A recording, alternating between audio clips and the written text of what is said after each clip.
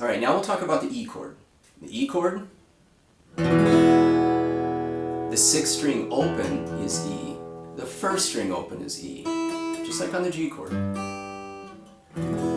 Now on the E chord, your 4th string, 3rd finger, that note, 4th string, that's an E note as well. So start sliding this chord shape around. It's really great.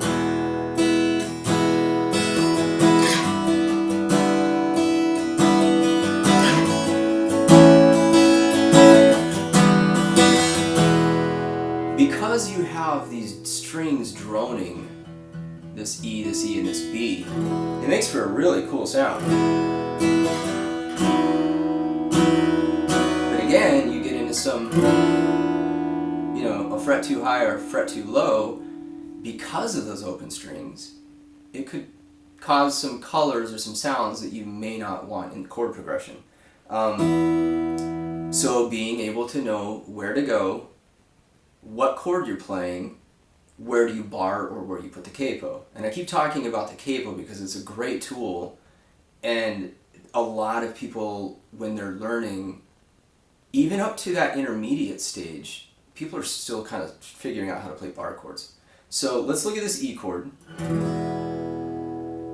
If I move it up 1 fret, I have to maintain that relationship.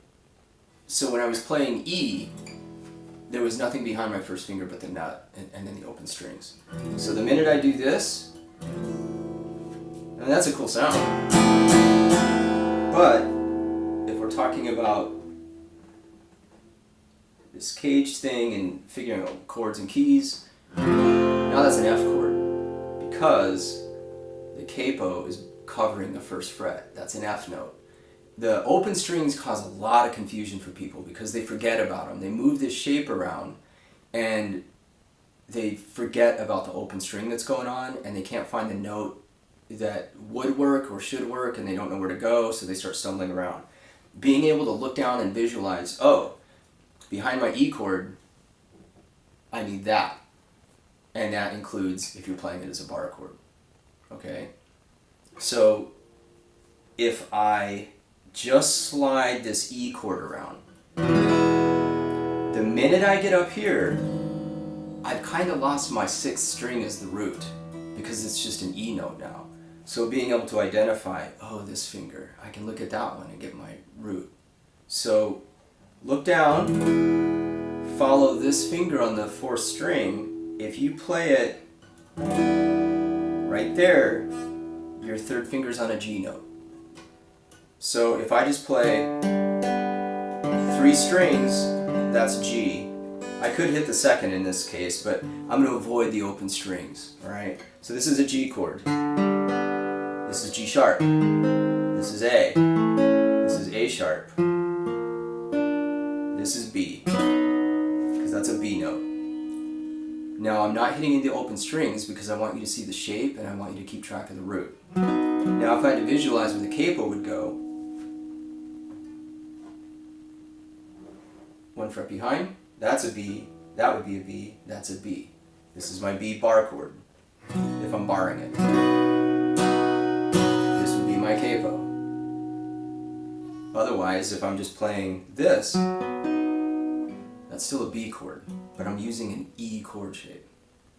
Okay, now let me show you another little trick in using the E chord. I often play E like this, with fingers 3, 4, and 2 instead of 1, 2, 3. Because when I get into barring,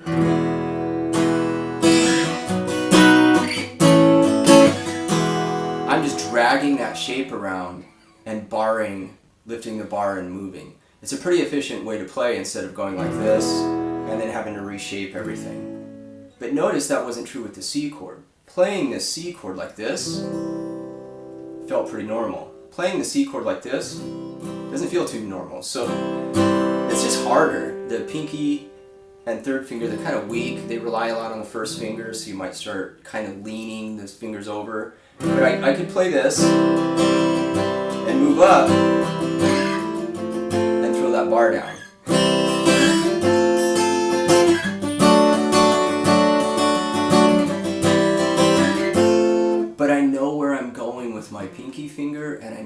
bar needs to go. So it doesn't matter if you're barring or using the capo, you're trying to visualize the fretboard and make sense of it. And the payoff later is huge because you've mapped out and learned a bunch of different chord shapes, and you're starting to make connections to chord progressions. So whether you're a songwriter or a guitar player, now we're talking about ear training. Now we're talking about basic, fundamental music theory. Now we're talking about enhancing your creativity, coming up with more interesting, maybe nuanced guitar parts because of all this. Okay, so let's jump back to the E chord. If I want to play an A chord using an E chord shape, I have to take this finger and find A. So my third finger is at the 7th fret. Now I know where to put the capo. That's an A chord using an E shape. Okay? So now we've learned, this A chord. What if I wanted to play, using the CAGED thing, an A chord using a C shape? Well, I have to take my C chord, this is my root, I have to move that up till I find A with the 12th fret. That's the octave of the 5th string open, which is A. So now I'm way up here. Where does my capo go? Or my bar? In the 9th fret. So when I play this C shape, that end result, the sound, is an A chord. Pretty nice sound if somebody's down here playing that A chord, right?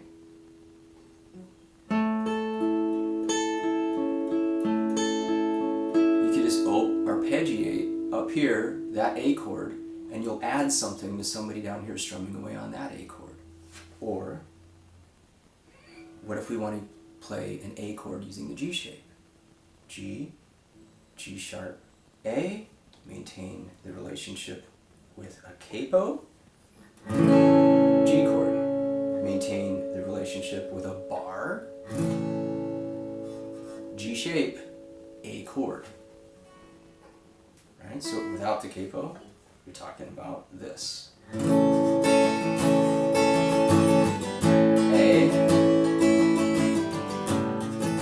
that A, we had this A up here. I'm barring instead of capoing, but here's my C shape. And we talked about the E chord shape. Capo the 5th fret, play an E chord, there's your A. The capo is at the 5th fret, which is A. If you play it with a bar, A. So even if you can't bar, which you'll be able to do later, being able to visualize where to go with that bar and how to set yourself up for success and not stumble around and how to make sense of the neck is huge. So A with a bar, C chord shape, playing A with a bar, this G chord shape, A, those were all A chords. Okay? So work through moving that E shape around, see how it sounds in different places, but always keep track of where the root is and think about where you would put the capo. And just give yourself little quizzes like, hey, what if I just randomly put my capo at the 4th fret? What happens if I play a C chord shape? Well, what is that? That's an E chord, because that's an E. What if I play an A shape and my capo's at the 4th fret? Okay, the root of this chord of your A shape was the 5th string open or the 3rd string. Well, so that's a C sharp or a D flat. So this would be an E chord. That's a C sharp or a D flat chord. What if I played an E chord right here? It's an E chord shape, but because of the capo or the bar, that's an A flat or a G sharp. This kind of work, even just like randomly putting a capo on, is a great way to quiz yourself because you do need to know this information. And it's functional later. So you're not just randomly memorizing things, you're making connections to shapes, fundamental chord shapes, and you're making a connection to the guitar neck visually, which is a big deal. It'll help you get out of the tablature faster, it'll help you improvise better and more consistently, you'll come up with parts better because you'll make sense of the neck, you'll see it more. It won't just be this anxiety causing thing that you're having to contend with all the time. So just play this goofy little game where you move the capo around, say, what if I play C chord? Shape, what is it? Same with A, same with G, same with E. And then that leads us up to this last open position chord, which is the D chord. And we'll talk about that next.